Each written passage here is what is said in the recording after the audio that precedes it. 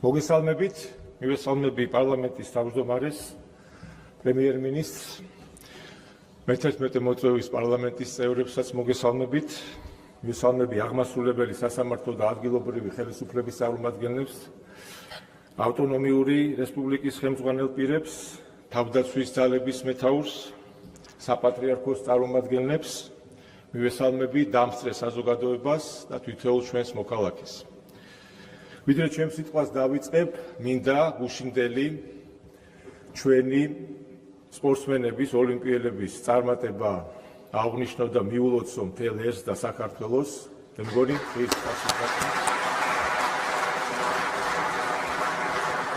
მიულოცო თითოეულ მათგანს, მსმენელებს, იმ ადამიანებს, ვინც ამ წარმატებისთვის ბევრი იშრომა და ეს ისტორიული შედეგი დადო ჩვენი ქვეყნისთვის და მართლაც ალბათ ენით აუხსნელი სიხარულია და კიდევ ერთხელ ულოცავ მათ და მთელ საქართველოს. კონსტიტუციით განსაზღვრული უფლებამოსილების ფარგლებში სახელმწიფო ინსტიტუტების თითოეულმა წარმომადგენელმა მაქსიმუმი უნდა გავაკეთოთ ჩვენი ქვეყნისა და ხალხის საკეთილდღეოდ. ამიტომ განსაკუთრებული მნიშვნელობა ენიჭება მჭიდრო კოორდინაციას პრეზიდენტის ინსტიტუტს, აღმასრულებელ ხელისუფლებასა და პარლამენტს შორის. სურს ვისარგებლო შემთხვევით და მადლობა გადაგიხადოთ აქტიური თანამშრომლობისთვის, რომელიც გასული წლის განმავლობაში ჩვენ შორის ჩამოყალიბდა. საქართველოს სახელმწიფოს უზენაესი კანონის, ჩვენი ქვეყნის კონსტიტუციის პრეამბულაშივე აღნიშნულია, რომ ჩვენ უნდა განვამტკიცოთ სახელმწიფოებრივი დამოუკიდებლობა, დავამკვიდროთ დემოკრატიული საზოგადოებრივი წესწყობილება, ეკონომიკური თავისუფლება და სოციალური სამართლებრივი სახელმწიფო. ეს არის ფიცი, რომელიც ჩვენმა ხალხმა საკუთარი თავისა და მომავალი თაობების წინაშე დადო და ბუნებრივია, რომ სახელმწიფო ინსტიტუტები სწორედ აღნიშნული პასუხისმგებლობით არიან გამსჭვალული. დღეს სახელმწიფო მტკიცედ იცავს საქართველოს სუვერენიტეტს, ეროვნულ ინტერესებსა და იმ ფუნდამენტურ ღირებულებებს, რომლებიც განსაზღვრავს კიდეც ჩვენი სახელმწიფოებრიობის არსს. საუკუნეებია ჩვენი ხალხი საკუთარი შეუპოვრობით, სიმტკიცითა და რწმენით პატარა, თუმცა ღირსეული და ამაყი ქვეყნის ისტორიას წერს. უკვე მრავალი ასწლეულია ქართველი ხალხი ქმნის ყველასგან გამორჩეულ, მხოლოდ ჩვენთვის დამახასიათებელ უნიკალურ კულტურას, რომელიც ჩვენს ისტორიასთან ერთად იმის თვალსაჩინო ნიმუშია, თუ რანი ვიყავით, რანი ვართ და რისკენ ვისწრაფით. ჩვენმა მრავალსაუკუნოვანმა ისტორიამ გვიჩვენა, რომ სამშობლოსთვის, რწმენისა და სიმართლისთვის ბრძოლა უალტერნატივოა. რაზეც ის ფაქტი მეტყველებს, რომ ჩვენ არა მხოლოდ გადავრჩით, არამედ შევინარჩუნეთ ჩვენი ეროვნული თვითყოფადობა და იდენტობა. ეს არის გზა, რომელიც ჩვენმა წინაპრებმა განვლეს, შესაბამისად თითოეული ჩვენგანი, საქართველოს თითოეული მოქალაქე, ვალდებული ამ გზას ერთგულად მიხვდეს. დღეს უკვე ჩვენ ვართ პასუხისმგებელი იმაზე, თუ როგორი იქნება საქართველოს მომავალი და როგორი ქვეყანა გვინდა ავაშენოთ ჩვენი შვილებისთვის. საქართველოს გრძელვადიანი განვითარებისთვის აუცილებელია, რომ მომავალი თაობებისთვის ამოსავალი წერტილი იყოს საკუთარი სამშობლოს სიყვარული, სუვერენიტეტისა და დამოუკიდებლობის გაფრთხილება, ოჯახური ღირებულებებისა და ტრადიციების პატივისცემა. მსოფლიო გამოწვევების ფონზე უდიდესი მნიშვნელობა აქვს, რომ სახელმწიფო საკუთარი შესაძლებლობების ფარგლებში უზრუნველყოს ფიზიკურად ჯანმრთელი, კრიტიკულად მოაზროვნე და საერთაშორისო მასშტაბით კონკურენტუნარიანი ახალგაზრდების აღზრდა, რომელთათვისაც თავისუფლების განცდა მჭიდროდ იქნება დაკავშირებული სამშობლოსთან. დღეს მთელი საერთაშორისო საზოგადოება ხედავს, რომ 2025 წელი მსოფლიოსთვის წყალგამყოფი გახდა. უკვე აშკარად იკვეთება, რომ საერთაშორისო წესრიგი ფუნდამენტურად იცვლება და ქვეყნები საკუთარი ეროვნული ინტერესების გასატარებლად და სტრატეგიული მიზნების მისაღწევად დიპლომატიური მიდგომების პარალელურად უფრო და უფრო ინტენსიურად იყენებენ ხის ძალას. გასულ წელს საქართველოს გარშემო განვითარებულმა მოვლენებმა კიდევ ერთხელ ფაქტებით დაადასტურა, რომ საფრთხეები და გამოწვევები, რომლებზეც ბოლო წლების განმავლობაში საჯაროდ საუბრობდით, რეალური იყო დღეს კიდევ უფრო თვალსაჩინოა, რომ ის ზეწოლა და შანტაჟი, რომელიც მომდინარეობს გარე ძალებისგან, მათ მიერ მართული შიდა აქტორების გამოყენებით, ემსახურება საქართველოში და მთლიანად რეგიონში პროცესების ესკალაციას. არაერთხელ აღგვინიშნავს, რომ უკრაინაში ომის დაწყებიდან მოყოლებული საქართველო უმძიმე ზეწოლას გაუძლო, რაშიც ხელისუფლებასთან ერთად ჩვენმა საზოგადოებამ უმნიშვნელოვანესი როლი შეასრულა. ქართველმა ხალხმა მთელ მსოფლიოს კიდევ ერთხელ უჩვენა, რომ სირთულეებს და უსამართლობას ერთიანობით, ეროვნული ინტერესებისა და ჩვენში ღრმად გამჯდარი ღირებულებების ერთგულებით ვპასუხობთ. ჩვენმა ხალხმა დაამტკიცა, რომ თითოეული გადაწყვეტილება სამშობლო სიყვარულით არის ნაკარნახევი და ისტორიის რთულ გადამწყვეტ ეტაპზე ყოველთვის საკუთარი ქვეყნის დაცვის საძარაჯოზე დგას. სახელმწიფო კი კანონისა და კონსტიტუციის ერთგულებით მოქმედებს. ამგვარი ერთიანობა რომ არა, ერთი არასწორი ნაბიჯი, ერთი დათმობაც კი ჩვენი სახელმწიფოებრიობისთვის დამღუპველი იქნებოდა. ფაქტმა, რომ ამ ზეწოლას გაუძელით, საგრძნობლად გააძლიერა როგორც ჩვენი სახელმწიფო, ისე ჩვენი საზოგადოება. შედეგად დღეს ახალი მსოფლიო წესრიგის ფორმირების ფონზე ნებისმიერ გამოწვევას უფრო გამოცდილი და გაძლიერებული შევხვდებით. მსოფლიოში არსებული არაპროგნოზირებადი მდგომარეობის გათვალისწინებით, როდესაც თითოეული აქტორი უპირველეს ყოვლისა საკუთარი სტრატეგიული ინტერესებით ხელმძღვანელობს, მნიშვნელოვანია ბოლომდე დავიცვათ და მოუფრთხილდეთ ჩვენი ქვეყნის ეროვნულ ინტერესებს. ჩვენი პრაგმატული და მრავალვექტორული საგარეო პოლიტიკის არსი მშვიდობისა და დამოუკიდებლობის დაცვაა. საქართველოს სამშვიდობო პოლიტიკას ატარებს და ეს საქმით დავამტკიცეთ, რასაც არა მხოლოდ ჩვენი ქვეყნისთვის, მთელი რეგიონის უსაფრთხოებისთვისაც ფუნდამენტური მნიშვნელობა აქვს. არსებული საერთაშორისო ვითარების გათვალისწინებით ეფექტიანად მოქმედების შემთხვევაში შეგვიძლია, რომ საქართველო საერთაშორისო პროექტების განხორციელებისთვის საკვანძო ქვეყნად ვაქციოთ. ხელი შეუწყოთ აზიის, ევროპისა და ახლო აღმოსავლეთის ეკონომიკურ ინტეგრაციას, განვამტკიცოთ სამხრეთ კავკასიის რეგიონალური ჰაბის სტატუსი და ჩვენს პარტნიორ ქვეყნებთან კავშირი კიდევ უფრო ინტენსიური გავხადოთ. ამ თვალსაზრისით 2025 წელს მთავრობის მხრიდან მნიშვნელოვანი ნაბიჯები გადაიდგა. აქვე აღნიშნავ ჩემს ვიზიტებს სომხეთში, აზერბაიჯანსა და თურქეთში, რომლებიც მეზობელ ქვეყნებთან ურთიერთობის კიდევ უფრო გაღრმავებას და რეგიონში მშვიდობის განმტკიცებას ისახავდა მიზნად. ცალკე აღნიშნავ სერბეთში ჩემს მეგობრულ და საქმიან ვიზიტს. ასევე რამდენიმე დღის წინ ჩვენ სტუმრობდა ხორვატიის პრეზიდენტი, რომელთანაც ასევე ძალიან მეგობრული და საქმიანი ურთიერთობა ჩამოგვიყალიბდა. მსგავსი ტიპის თანამშრომლობა სამომავლო ურთიერთობებისთვის ახალ პერსპექტივებს ქმნის. ძალიან მნიშვნელოვანი გამოდგა ამერიკის შეერთებულ შტატებში გაეროში ვიზიტი. ეს პლატფორმაც გამოვიყენეთ იმისთვის, რომ კიდევ ერთხელ დაგვეფიქსირებინა ჩვენი მთავარი სათქმელი, საქართველო სრულ მზადყოფნას გამოთქვავს სუვერენიტეტის პატივისცემაზე, ორმხრივ ინტერესებსა და სარგებლიანობაზე დაფუძნებული მჭიდრო ურთიერთობისთვის. საგარეო პოლიტიკაზე საუბრისას, რა თქმა უნდა, მნიშვნელოვანია ჩვენი ურთიერთობა ევროკავშირსა და ამერიკის შეერთებულ შტატებთან. ახალი არავისთვისაა, რომ განსაკუთრებით უკრაინაში ომის დაწყების შემდეგ ევროპული ბიუროკრატია უხეშად ერევა ჩვენი ქვეყნის შიდა საქმეებში და ხელმძღვანელობს ორმაგი სტანდარტებით.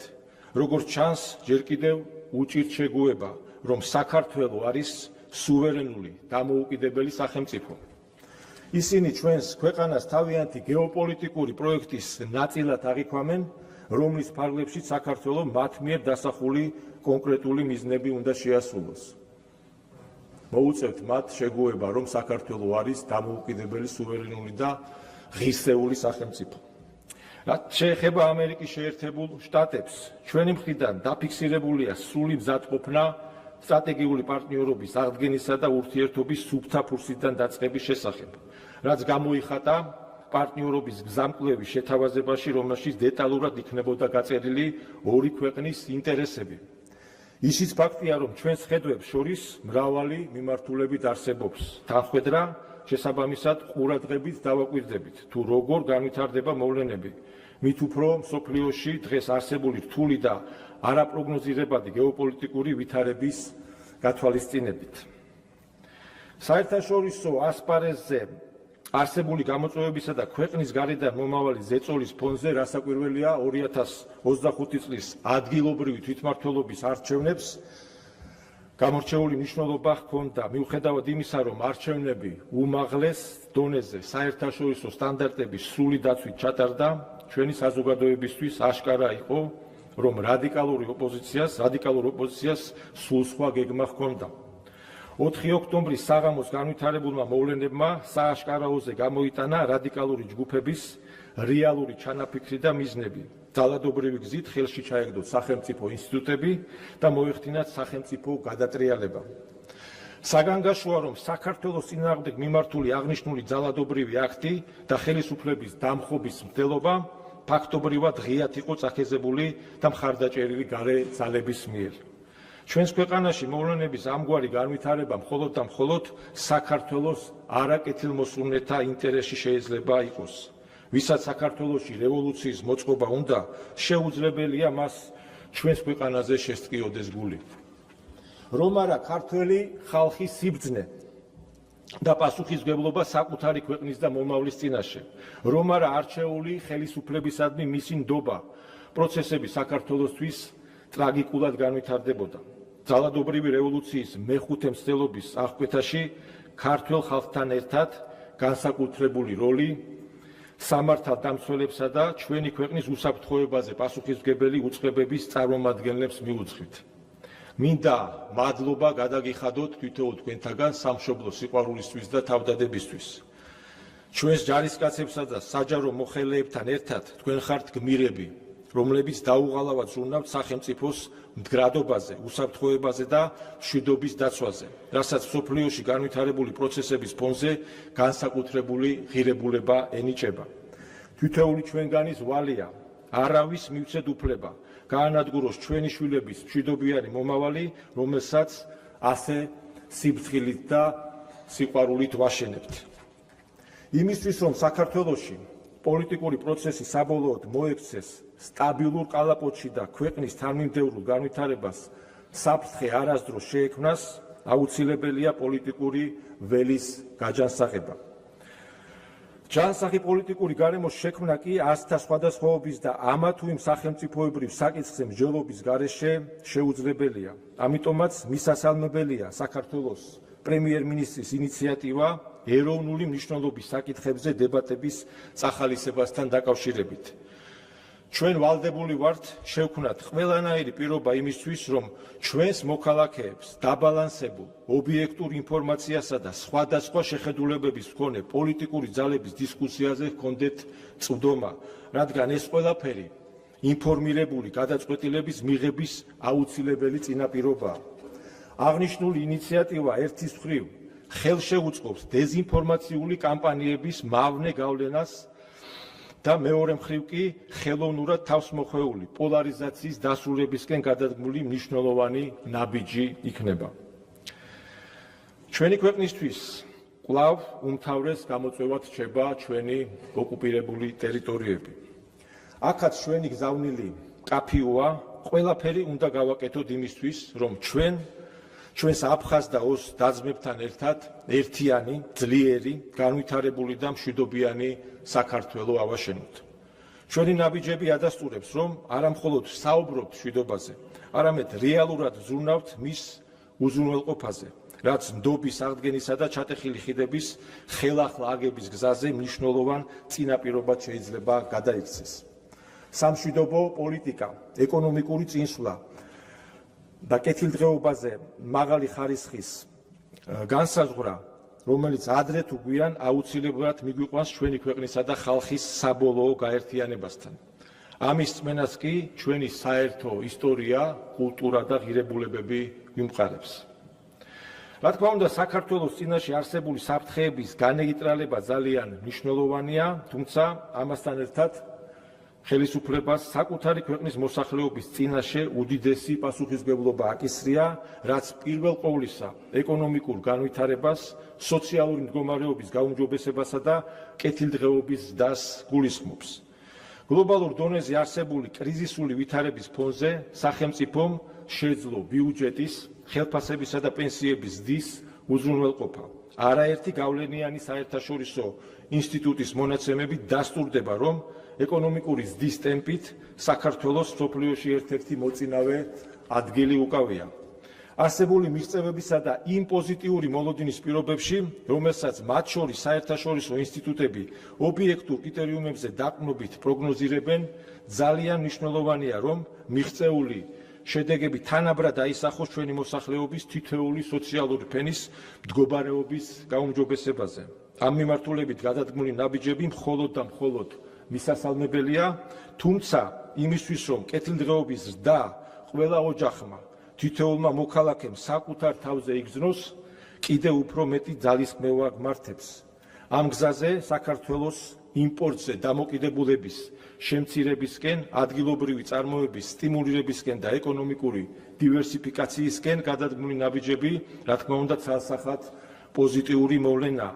თანამედროვე არასტაბილურ გლობალურ გარემოში ქვეყნის ეროვნული უსაფრთხოება პირდაპირ არის დაკავშირებული ეკონომიკურ თვითკმარობასა და სავაჭრო ურთიერთობების დივერსიფიკაციასთან. გრძელვადიანი წარმატების მიღწევა შეუძლებელია განათლებული და პასუხისმგებლობის მქონე საზოგადოების გარეშე. სახელმწიფოს მიზანი კი ისეთი საგანმანათლებლო სისტემის ჩამოყალიბება უნდა იყოს, რომელიც ეროვნულ ინტერესებს, სამშობლოს სიყვარულს, ჩვენი წარსულისა და აწმყოს გააზრებას დაეფუძნება და თანამედროვე გამოწვევების პირობებში საქართველოს წინაშე არსებული სირთულეების დაძლევაზე იქნება ორიენტირებული. ჩვენი მიზანი ისეთი განათლების სისტემის შექმნა უნდა იყოს, რომელიც ცოდნის მაღალ ხარისხთან ერთად საკუთარი ქვეყნის წინაშე პასუხისმგებლობის განცდას ჩვენს მომავალ თაობებს ადრეული ასაკიდანვე აზიარებს. სწორედ ამ სულისკვეთებით არის ნაკარნახევი დაანონსებული განათლების რეფორმა, რომელიც როგორც სასკოლო, ისე უმაღლესი განათლების ფაქტობრივად მთლიანი სისტემის რეფორმირებას ითვალისწინებს. მე მჯერა, რომ რეფორმის განხორციელების შემდეგ მივიღებთ თანამედროვე გამოწვევების შესაბამის გამართულ სისტემას, რომელიც მოსწავლისა და მასწავლებლის, სტუდენტისა და პროფესორის საჭიროებებზე იქნება მორგებული და საქართველოს ეროვნულ სახელმწიფოებრივ ინტერესს მოემსახურება. გრძელვადიან პერსპექტივაში კი ქვეყნის სწორი მიმართულებით განვითარებას უზრუნველყოფს. მსოფლიოში არსებული რეალობისა და გამოწვევების გათვალისწინებით საზოგადოების ერთიანობას ფუნდამენტური მნიშვნელობა აქვს. ამ თვალსაზრისით კი ჩვენი ხალხისთვის უმთავრესი რესურსი ყველასგან გამორჩეული, უნიკალური და თვითმყოფადი კულტურაა. საუკუნეების განმავლობაში შექმნილმა ღირებულებებმა, ტრადიციებმა და მათმა გააზრებამ ჩამოაყალიბა ქართველი ერი, როგორც უნიკალური კულტურული ფენომენი. ამის გარდა აღსანიშნავია, რომ მსოფლიოში ჩვენი ქვეყნის ცნობადობის გაზრდის თვალსაზრისით ქართულ კულტურას ფასდაუდებელი მნიშვნელობა აქვს. მინდა ვისარგებლო შესაძლებლობით და თითოეულ იმ ადამიანს, რომელიც ამ მიმართულებით მოღვაწეობს, დიდი მადლობა გადაუხადო. როგორც ბოლო წლებმა გვიჩვენა, კონკრეტულ მომენტებში ჩვენი ხალხის კიდევ ერთი ძლიერი გამაერთიანებელი ფაქტორი სპორტული წარმატებები გახდა. სახელოვანი ქართველი სპორტსმენები ჩვენი პლანეტის სხვადასხვა წერტილში მიღწეული წარმატებით საკუთარ თავთან ერთად მსოფლიოს ჩვენს სამშობლოსაც აცნობენ, გულშემატკივრებს კი ბედნიერებას გვანიჭებენ და დაუვიწყარი მომენტებით ვახარებენ. კიდევ ერთხელ აქ გვყავს ჩვენ ოლიმპიური ჩემპიონები, ის ადამიანები, ვინც თავისი მოღვაწეობის მანძილზე არაერთხელ უსახელებიათ ჩვენი ქვეყანა და მათაც მინდა მივესალმო და მადლიერება გამოვხატო მათ მიმართ.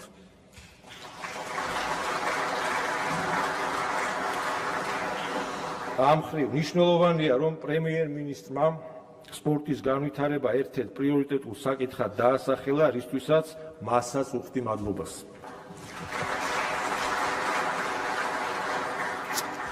სპორტის განვითარებასთან ერთად არანაკლებ მნიშვნელოვანია სპორტით განვითარება.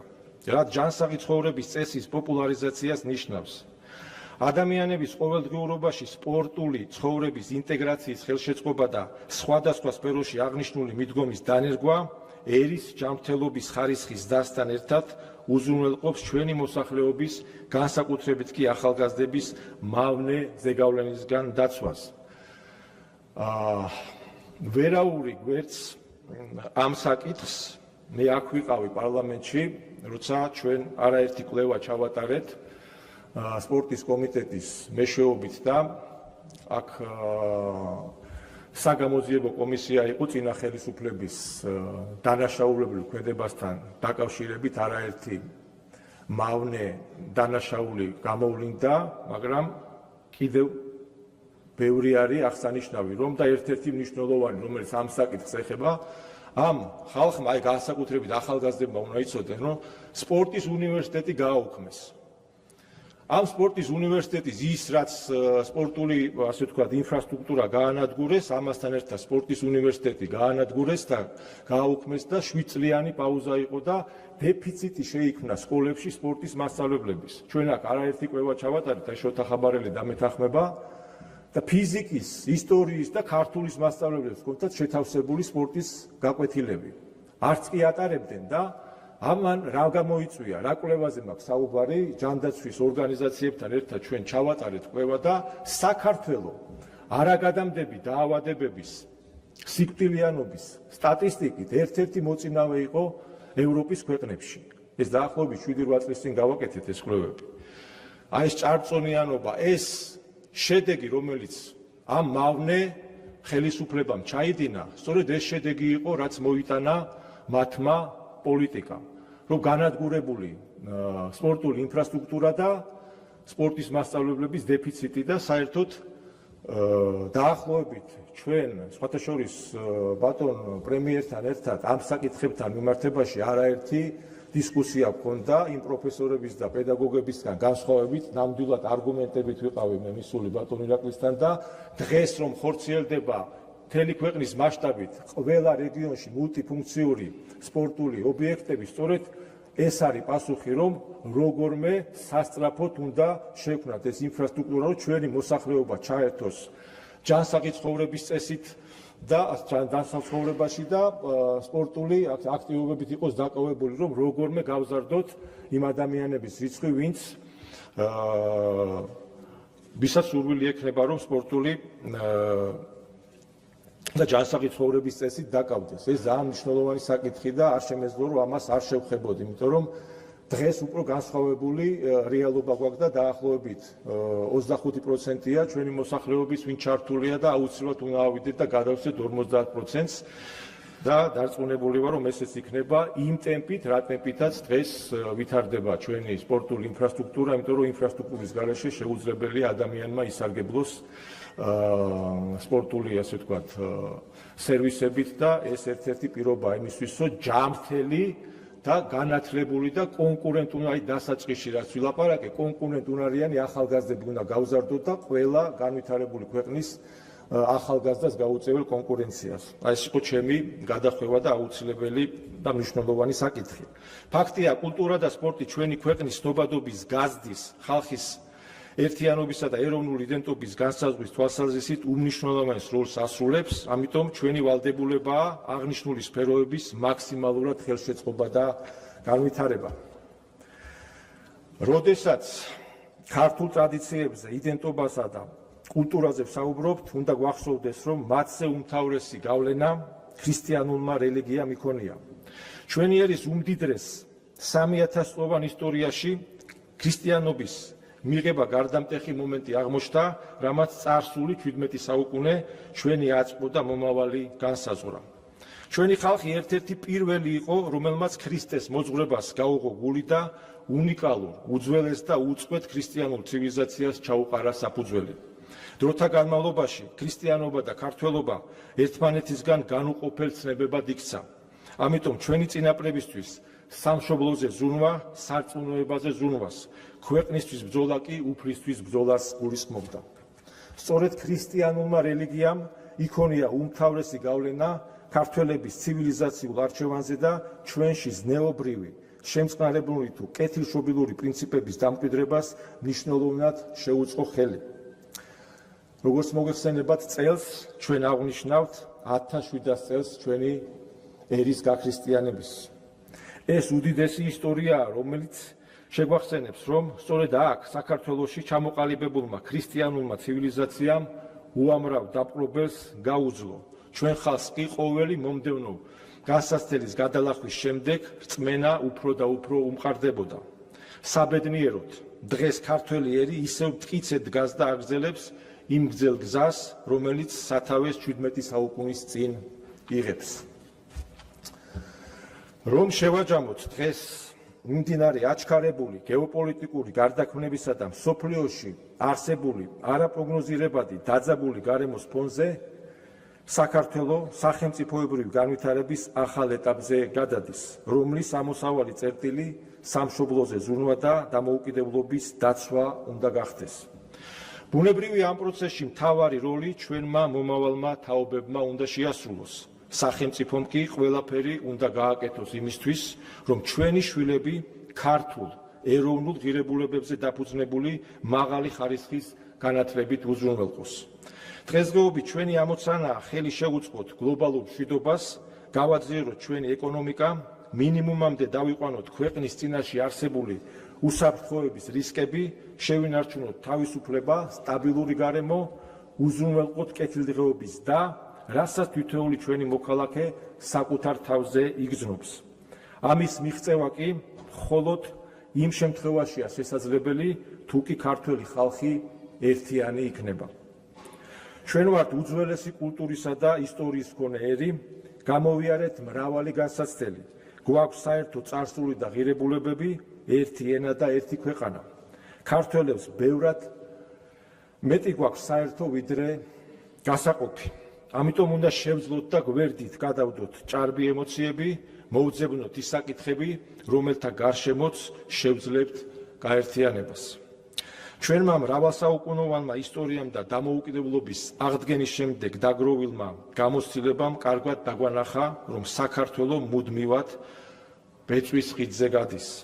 ხოლო თუ კი საერთაშორისო დონეზე განსაკუთრებით ჩვენს რეგიონში მიმდინარე მოვლენებს დავაკვირდებით, დავწმუნდებით, რომ დიდი გამოცდის წინაშე ვდგავართ.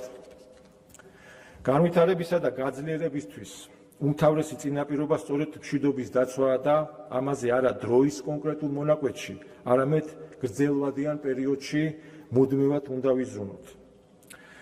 განვლილი საუკუნეები ადასტურებს, რომ ჩვენი ქვეყანა რთულ ვითარებაში ყოველთვის ისე დროს აღმოჩნდებოდა, როდესაც ქართველი ხალხი ჩათვლიდა, რომ საფრთხემ გადაიარა და თავს უფლებას აძლევდა უკეთეს ხვალინდელ დღეზე ფიქრის ნაცვლად არსებული მდგომარეობით დაკმაყოფილებულიყო. რა თქმა უნდა, ეს ნაკლი გამოსასწორებელია. კარგად უნდა გვესმოდეს, რომ ჩვენ წინაშე სამომავლოდაც არაერთი სირთულე და გამოწვევა იარსებებს. ამიტომ მუდმივი სიფხიზლე, სიფრთხილე, სიმტკიცე და ერთიანობა ჩვენი ყოველდღიური ცხოვრების წესად უნდა ვაქციოთ. უნდა გვესმოდეს, რომ ქვეყნის მუდმივად შენებას, ინსტიტუტების გამტკიცებასა და გაძლიერებას მხოლოდ მუდამ ფხიზლად ყოფი, განათლებული და გონიერი ადამიანებისგან შემდგარი საზოგადოება ახერხებს, რომელსაც მომავალი თაობების წინაშე პასუხისმგებლობა ბოლომდე და ზუსტად აქვს გათვითცნობიერებული. თავის მხრივ კი ძლიერი, სუვერენული, მყარი ინსტიტუტების მქონე სახელმწიფოები საკუთარ მოქალაქეების კეთილდღეობაზე ყველაზე უკეთ ზრუნავენ, მრავალმხრივ განვითარებული და განათლებული, მშვიდობისა და დამოუკიდებლობის შენარჩუნებაზე ორიენტირებული, პატრიოტი ადამიანების მიერ ძლიერი სახელმწიფოს შენებლობა წარმატებისკენ მიმავალი ყველაზე სრულყოფილი და საიმედო გზაა. ჩემო ძვირფასებო, დარწმუნებული ვარ, ეროვნული ინტერესების გარშემო გაერთიანებით, ურთიერთ პატივისცემისა და მეტი სიყვარულის გამოჩენით ჩვენ შევძლებთ ისეთი ქვეყნის აშენებას, რომლითაც თითოეული ქართველი მიამაყებს. დიდი მადლობა ყურადღებისთვის, უფალი ფარავდეს ჩვენ სამშობლოს.